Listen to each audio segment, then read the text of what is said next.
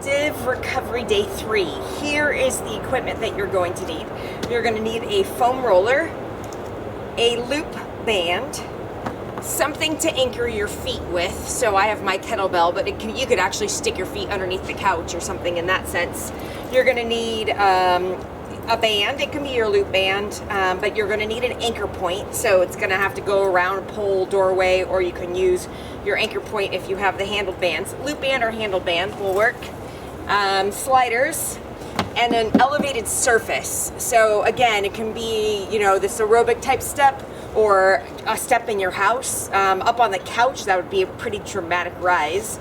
Just something elevated to get your feet up. So something for you to think about, because for the quarter 2 movements, you're going to need an elevated surface, you're going to need an anchor point for your feet, you're going to need an anchor point for a band. So just kind of heads up so that you have that idea. All right, so this is the equipment we're going to need for active recovery day 3. Let's get started.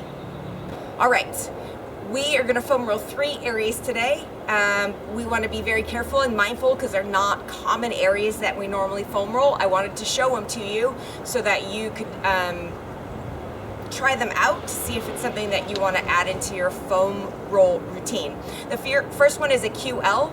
It has some sort of anatomical name that I always trip over, and so we'll just call it QL for now. Do that one first, then hip flexors, then hamstrings. So let's get this going. Okay, so we want to get this area between the low back and the rib cage very carefully, very gently, with not a lot of weight. We just want to roll that out. So don't mash in too bad. We don't want to get across that hip bone. We don't want to get into that internal organs. We just want to find that spot that gets tight. So lower part, so mid-back and then a little bit lower, very gently on that side. Take your time.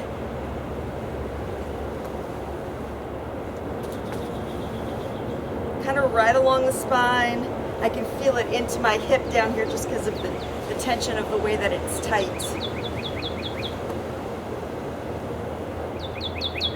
You don't have a lot of... Be really careful about that area. So we'll go to the other side. The birds will entertain you.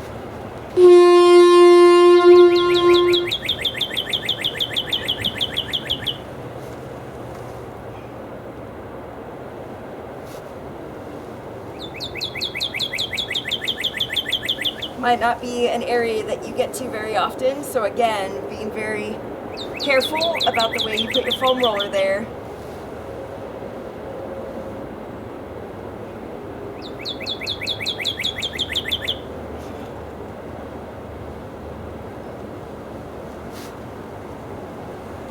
If it feels like it's just not right, not uncomfortable, try to adjust, roll a little flatter.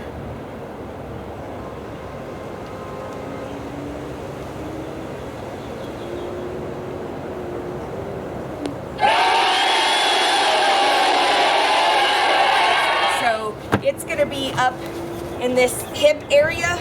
Again, not very common for us to roll top of the quad. So this knee out to the side. I'm going to roll just on the inside. This one will be on the hip bone. So again, carefully, I'm going to add some pressure into it. I'm going to roll up above that hip.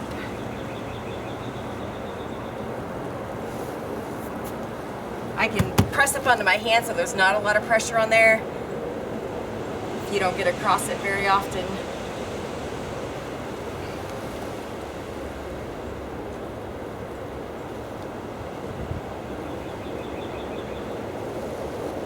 Kind of rock towards that one that we did yesterday, which was that outside glute medius.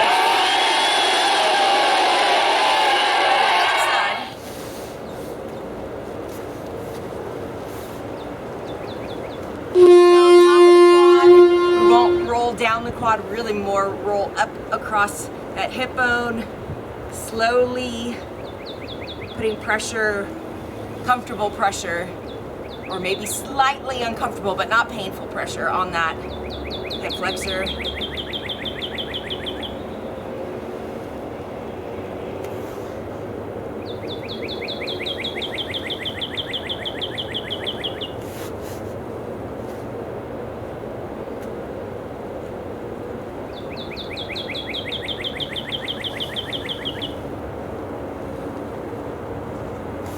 Again, you can use those hands to take that pressure off.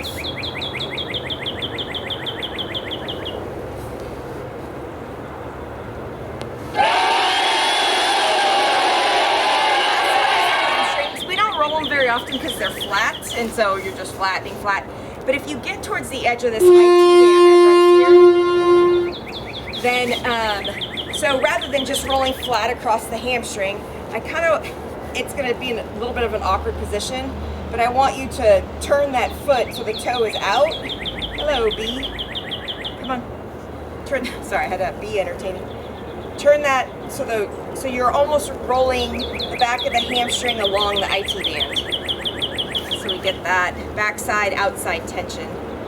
So as I get a little higher towards my glute, I can definitely find a tender spot up there.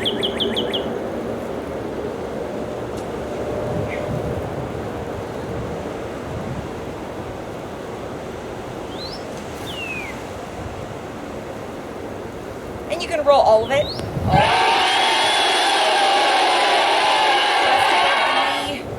I wouldn't roll across the knee, like the back side of the knee.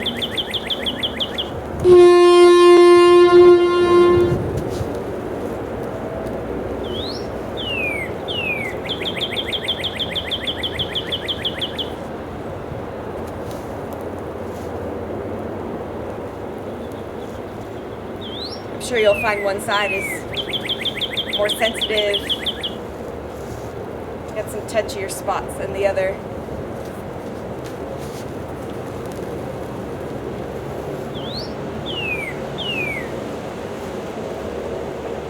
You can lay into it a little bit if you can handle the uncomfortableness. Find that spot and kind of lay in.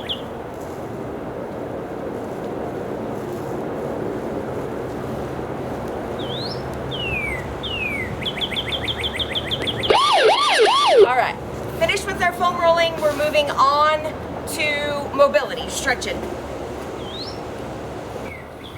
All right, we're going to go into what I call a cobra prayer. So you can do it like an inchworm. You can walk it out and then kind of dive bomb into it. Stretch up that cobra, and then you're going to shift your weight back into that head between your shoulder blades. You can go back into cobra. You can go back up to that kind of plank position and back in.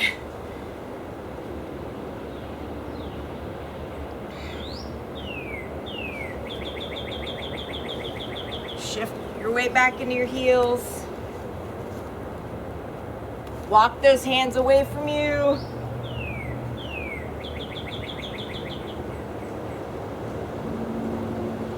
Back into that cobra position. Then go back up into that plank. And take it back in.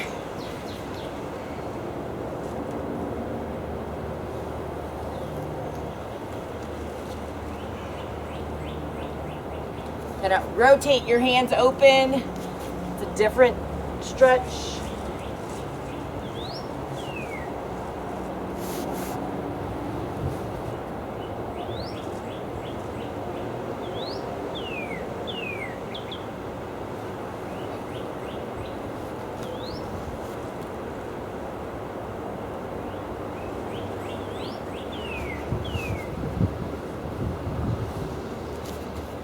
If it bothers your low back, if you've got sensitive low back, you can go to your elbows.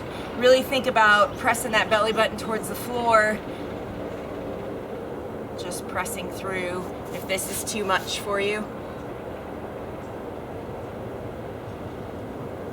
Again, if you've got any kind of knee issues, you can put that pillow back behind your knee so when you go to sit back, maybe only this far. We want to keep that mobility as much as possible.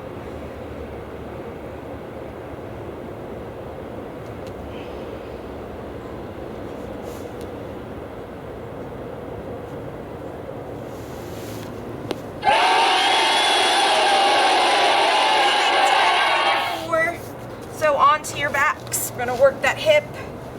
So you take that ankle, goes across the knee. If you are already in a stretch here, then you can just stay here in this position. If you need more, we're gonna pick that bottom leg up, and I can take my hand, I'm gonna go through the hole, the figure 4 that I've made, and interlock my hands on the back side.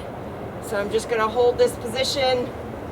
And I don't have to hold it the whole time because I want it to relax and then maybe stretch a little bit more. So I'm gonna hold here for a bit, and then I'm gonna put it down, and I'm actually even gonna straighten my leg and then see if I can get a little bit further along in my stretch as I go along. I will tell you that my hips, for doing, you know, this is 3rd day of active recovery, filming and doing all that for all y'all, my hips feel way better. I've got more mobility over the last few days than I had for most of our 12 weeks, so that's fun to know.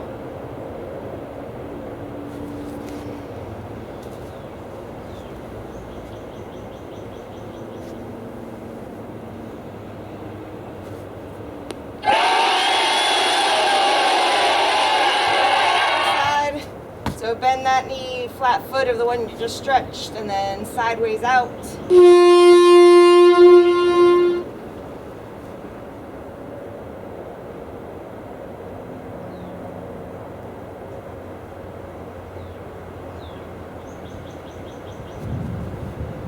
You'll find one is probably more mobile, more flexible than the other. That's my case here.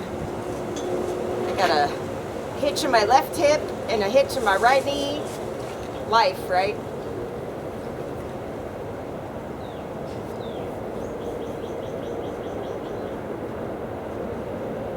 Try to keep those hips flat though. My low back is straight across the ground. I'm not rocking to one side. Don't forget to breathe. Just don't hold. All right, we're going into a butterfly. If you can get your feet together, try to get your feet together and draw those heels towards your midline. If you can't draw it towards your midline, then getting the heels together here. If you still can't get them to here, you can just be out in this position. So soles of our feet together if we can get there. I take my elbows to the inside of my knees, and then I'm just gonna press down. If I can lean into it, keeping my back flat, I'll attempt to do it that way. But again, I'm gonna press in, hold that position, and then I'll relax and pull it towards me a little bit more if I can get a little bit more into it. And again, press down in. I pull it towards me, and then I go to press down in, and they just slide away. So there you go.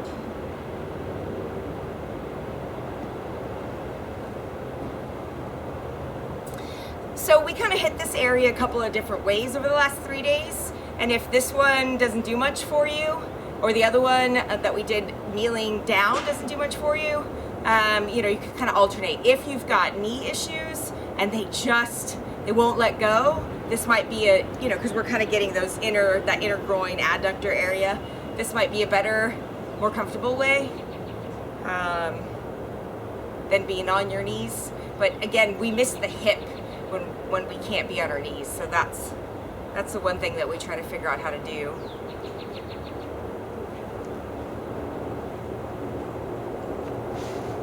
Let's see if I can keep them closer to me this time. Nope. Pull them in and they slide out.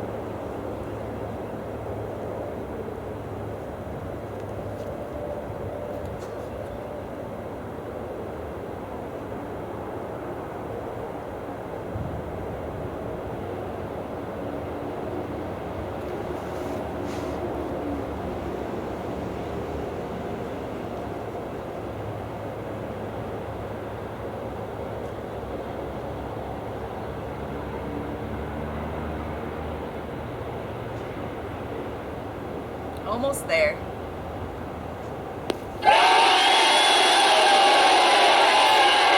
Wrist flexion.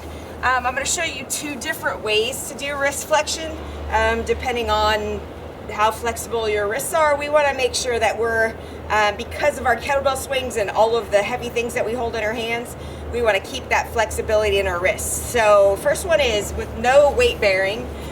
You're going to take and turn that palm to the sky or to the ceiling, and then you're just going to drop, and you can get to that middle finger, or you can get to that hand, and just very gently flex that wrist back. And we're going to stretch those forearms and potentially the wrist as we go along. So I've set this for 2 minutes. So I'm going to spend the first minute showing you this one, and I'll do each side, and then I'll spend the second minute showing you weight bearing.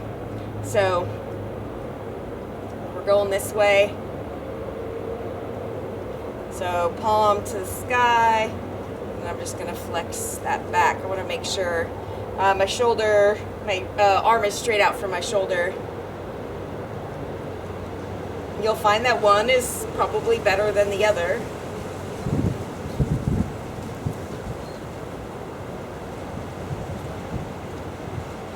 Okay, so weight bearing, same idea. Sitting back on my heels, I'm going to take my hands backwards towards my knees, and then I'm going to sit back. So it's a little more intense. It's going to get you more of a stretch, but if you've got wrist issues of any sort, it may be too challenging. So we just want to keep those forearms stretched and our wrists flexible because of that grip strength, and we're doing kettlebell swings and all the such. So we just want to keep that mobility. But again, in and out, you don't have to hold it for that full minute or so. It's just in and out, working on that wrist flexibility.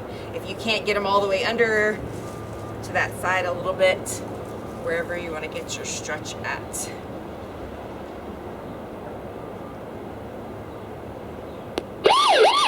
All right, we are moving on to our increased blood flow movement. So let's gather some equipment up, and we will get started.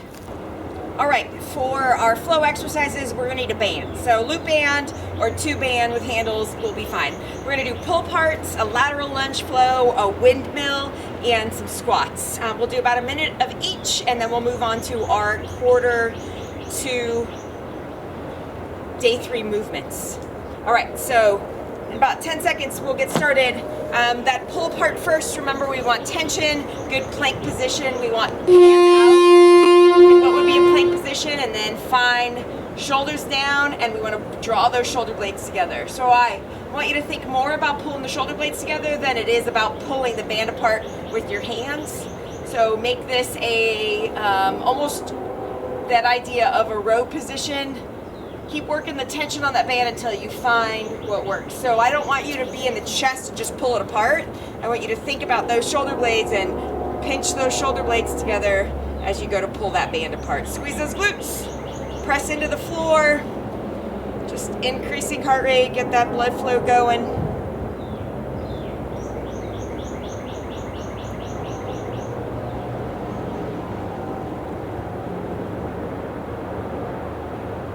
Those shoulders. So for that lateral lunge, we're going to stay in that wide lunge position, and then you're going to go to the ground, and then I just want you to flow from side to side. So side lunge, walk through the middle, side lunge. Then you're going to walk through the middle and side lunge. And you're just going to go back and forth between the two. If it's too much for you to touch the ground, then you can do it from a standing position where you're just flowing in that side to side. You could even walk it out where it's a little further away from you, so you're just barely bending that knee side to side, touching the ground, just flowing in. Get into those hips. Okay, so feet a little wider than and shoulder width apart. I'm going to my right side first. I'm going to turn that right foot out, and I'm going to slide my right hand down the inside of my right leg. My arm is going to go up, so I'm going to get into that position of where they're almost straight up and down from each other. Okay, so take that right foot, turn it out. We'll spend about 30 seconds on each side. And then I'm going to slide down into that, and then I'm going to come back up. And I'm going to slide down, and I'm going to come back up. So pop that hip out. Pop that hip out. Right hand goes on the inside of the right leg. That right foot's turned out a little bit. Then I'm going to slide down to the inside, and I'm going to come back up. Pop that hip out, slide that right hand down. All right, let's go to the other side. Left foot out, left hand on the inside, pop that hip out. I'm going to slide down, and I'm going to come back up. And I'm going to slide down. Don't forget to pop that hip out, come back up. Slide down, come back up. Good work, good work.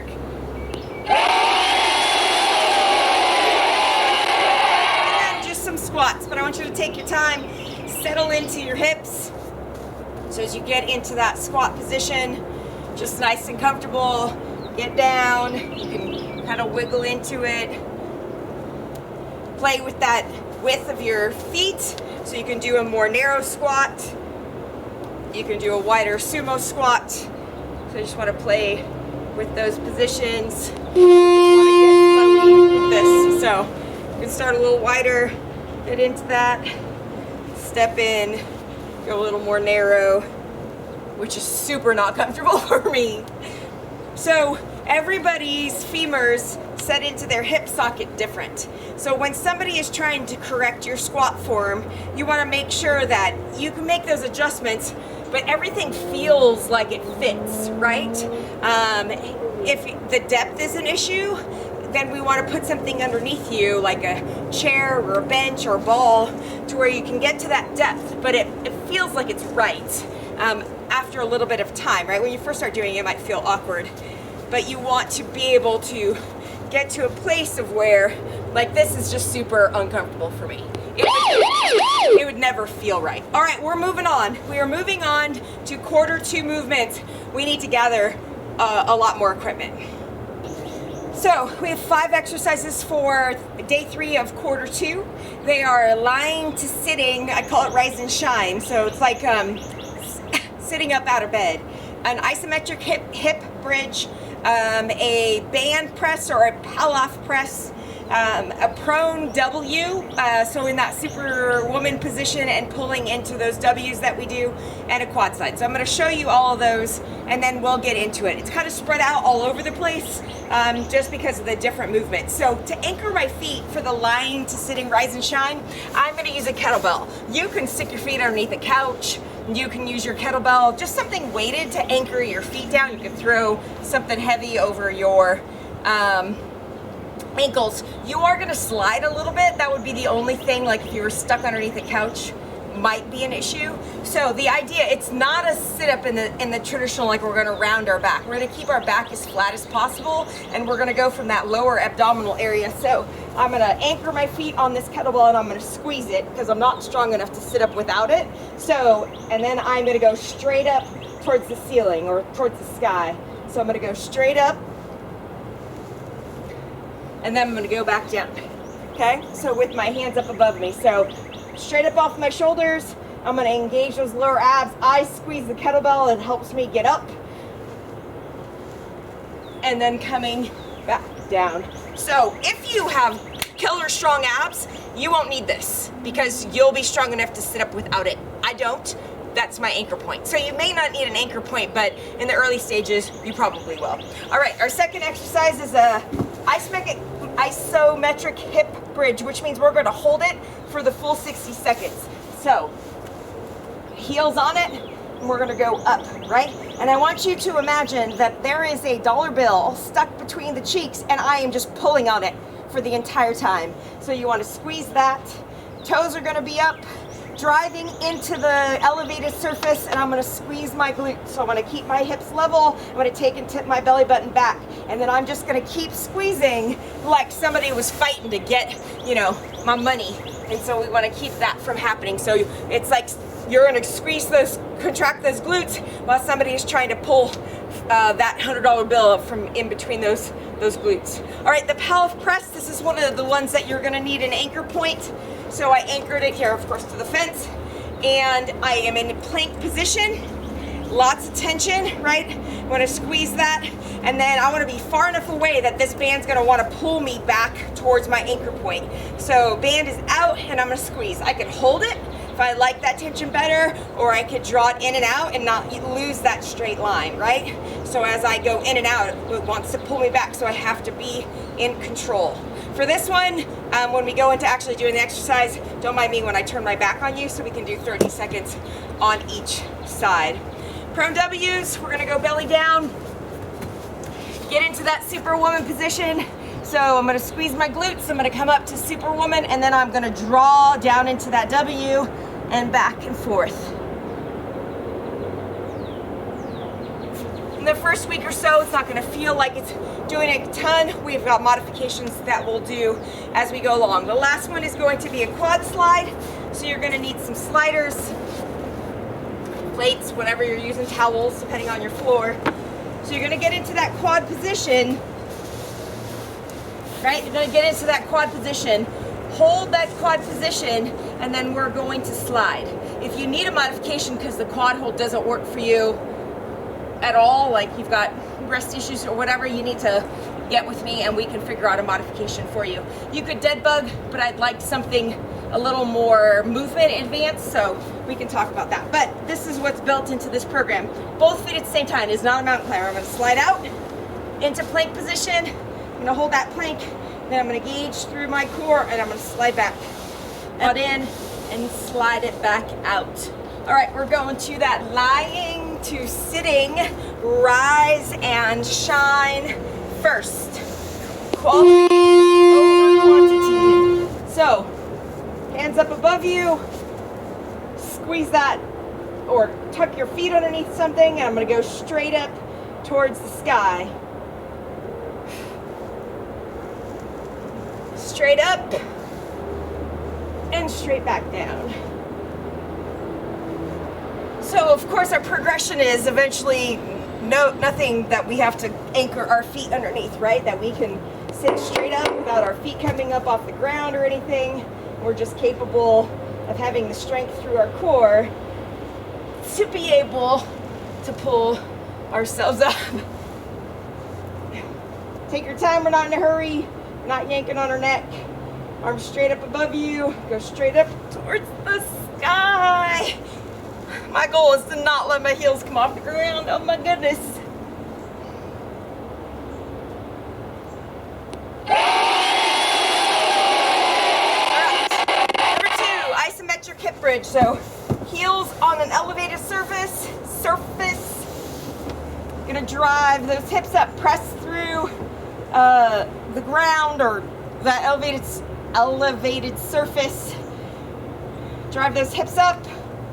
Tip that belly button back, and you're gonna squeeze those glutes, right? We're not gonna let anything get away from us. Here we go. Tip that belly button back, squeeze tight, drive through those heels, level with those hips, and then if you want to increase the, or you want to progress it, sorry, don't drive your heels into the mat, or the floor.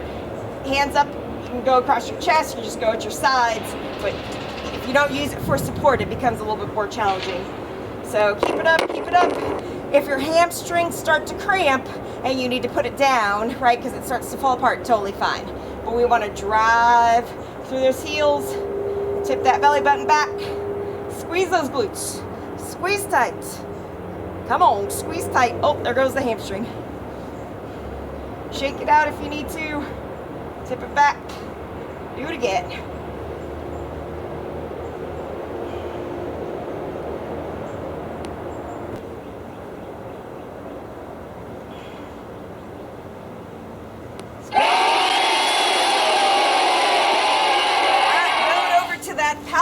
press, so don't mind me when I turn my back on you.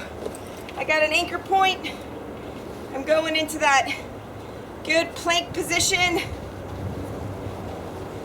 Squeeze those glutes, lots of tension, right? Gut punch tension. And I'm gonna take that band away from me, and I can just hold it for 30 seconds and then switch sides, or I can pulse in and out for that 30 seconds on each side. All right, let's do it. So I can hold it, squeeze, lots of tension. It's like being on a one-arm plank, basically, is what that is. Use that other hand, though, there to support you. Or I can pulse that.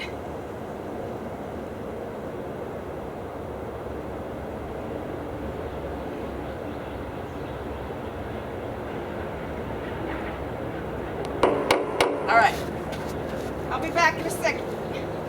Squeeze those glutes and hold it out. Don't let it come back towards that anchor point, right? We want to keep that tension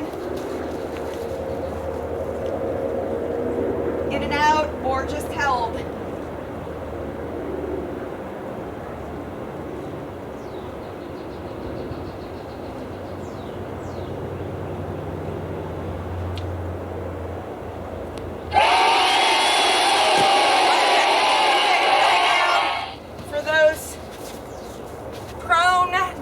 So that means like in that superwoman position. So we're going to use our glutes to get us up off the ground. Hold that position. I want your neck in a neutral, so you shouldn't be looking at me. Neck in a neutral position, and you're going to draw those elbows down and then back up. So it would be like pulling yourself up, right? If you were doing a pull-up, I'm going to draw down. So this idea is I'm going to pull myself up to the bar and then draw back out, let myself down. Pull myself up to the bar, but I am keeping my glutes tight on this one, so my lower body is not relaxed. I am using it in this W. So up into superwoman position, and then I'm going to do a pull up, and then I'm going to let myself down. That's the idea on the W's. So I'll probably do 3 to 5, then I'll relax and go back and do them again. Similar to the snow angels that we did, but now in a W position instead.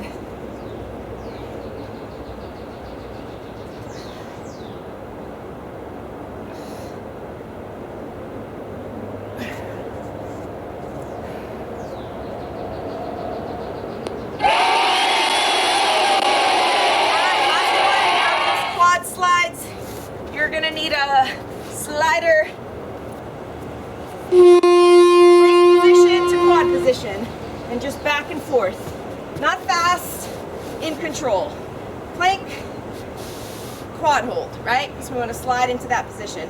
Knees close to the ground, plank to quad hold position. Keep it close. You can use that inhale, exhale for your timing, so you don't get caught in a hurry. Gets to be too challenging and it just starts to fall apart. Relax, reset, do it again. Plank to quad hold. Hold that quad hold, feel that contraction, almost Kegel, and then plank back out to that position. Almost done, let's go.